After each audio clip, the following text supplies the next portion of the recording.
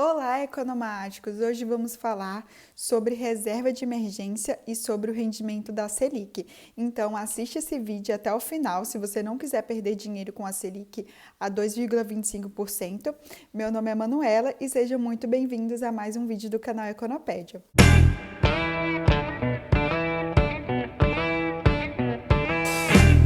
Então, deixa eu contar para vocês, a Selic está sim a 2,25% e se você não entendeu essa queda da Selic ou como ela funciona, assiste o nosso vídeo sobre a Selic que a gente vai deixar aqui nos cards para vocês. O assunto de hoje é para te dar uma direção sobre o que fazer com a sua reserva de emergência. Para começar, se você não tem uma reserva, deve começar a construir a sua, tipo assim, agora. Até porque essa crise global te mostrou a importância de se ter uma reserva de emergência, não é mesmo?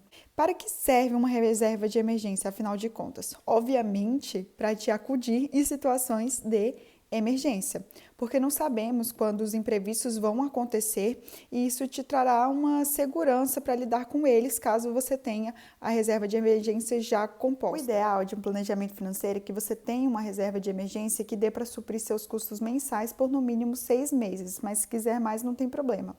E não necessariamente a sua reserva precisa ser 6 vezes o valor do seu salário, e sim o valor do seu custo de vida mensal, até porque em caso de desemprego você teria essa segurança. E claro, quanto mais dinheiro você tiver na sua reserva, mais segurança para você. Casos em que você deve usar a sua reserva de emergência. Pandemia, que envolve questão de desemprego e redução salarial, e você, nessa situação, ainda tem suas contas para pagar, e nesse caso poderia usar a reserva de emergência, enfim, para cobrir seus custos básicos, tá?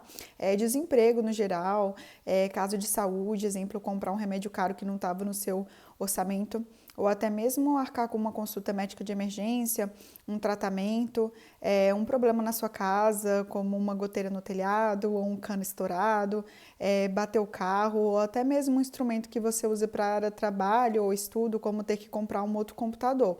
Esses casos você deve e pode sim usar a sua reserva de emergência, ou seja, situações em que você não estava preparado financeiramente para poder arcar com os custos. A reserva não é para ser usada para pagar a fatura do cartão de crédito ou comprar um item supérfluo, que são coisas que já deveriam estar no seu planejamento financeiro.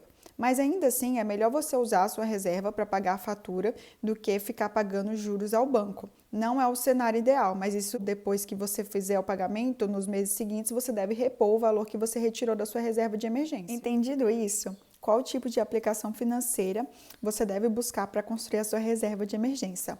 São 3 coisas que deve levar em conta. A primeira, a liquidez, ou seja, a facilidade que tem para resgatar o dinheiro. A segunda, a segurança, que é ter a garantia que o seu dinheiro vai estar lá. E a terceira, a rentabilidade, que nesse caso é o menos importante porque estamos falando de reserva de emergência. Nesse caso, a gente busca segurança.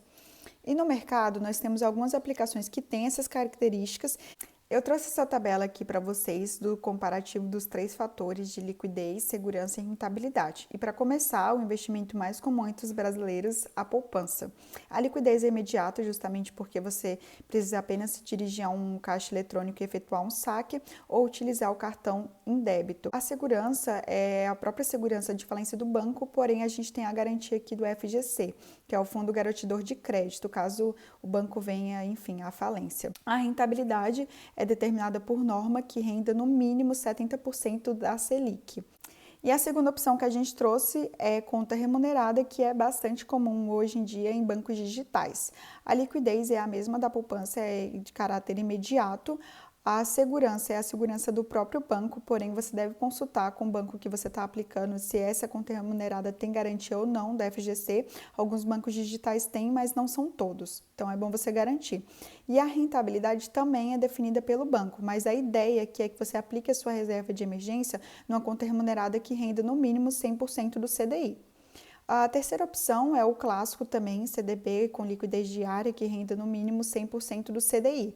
Agora que a liquidez não é imediata, justamente porque você depende do mercado financeiro estar aberto para poder efetuar o resgate do seu CDB e depois, enfim, fazer a TED para sua conta bancária e aí sim você conseguir sacar o recurso. Então, a liquidez aqui ainda é zero, mas se você tiver com uma emergência muito urgente, você precisa, enfim, aguardar que o resgate desse CDB caia na sua conta para, enfim, você poder sacar e ter acesso ao recurso em mãos. É garantido pelo banco emissor do título do CDB que você comprou e também tem a garantia do fundo garantidor de crédito. A rentabilidade, como o próprio nome diz, ele rende 100% do CDI. E a quarta opção que a gente trouxe aqui para vocês se trata do Tesouro Selic. A liquidez do Tesouro Selic ainda é mais um, então você resgatou o seu título na segunda-feira, você vai ter apenas acesso ao recurso na terça-feira e da mesma forma que o CDB, aqui você tem uma necessidade de ter o mercado aberto para poder efetuar o resgate. Então, se você precisar do recurso no sábado e no domingo, você vai ter que esperar o próximo dia útil para poder, enfim, fazer a boleta do resgate do seu título. A segurança aqui se trata da segurança do próprio governo quebrar e te dar um calote e aí ter que emitir moeda para poder, enfim, arcar com os pagamentos dos títulos que ele emitiu. Isso daqui seria um cenário, assim, bem extremo, mas ele é mínimo também. Então, por isso que o Tesouro Selic é o mais seguro, justamente porque a segurança dele está atrelada ao próprio governo. E a rentabilidade é 100% da Selic. E a quinta e última opção que a gente trouxe se trata de fundo DI, que são fundos que eles aplicam em renda fixa. Aqui a liquidez vai depender do regulamento do seu fundo, então você precisa consultar qual que é a liquidez do fundo que você está aplicando, mas geralmente os fundos DI do mercado eles têm liquidez entre D0 e D1, mas também tem a necessidade de, enfim, fazer a boleta do resgate dentro do horário permitido do fundo para você ter acesso ao recurso, seja no D0 ou seja no D1. A segurança dos fundos se trata se você confia ou não no gestor que está gerindo aquele fundo. Então, isso daí você também tem que dar uma estudada no fundo antes de aplicar, ler o regulamento do fundo para saber da estratégia do fundo e aí ali você vai determinar se você confia nesse gestor ou não para gerir o seu recurso. E a rentabilidade dos fundos, os fundos eles têm uma meta de atingir no mínimo a rentabilidade de 100% do CDI, mas não é sempre que isso acontece.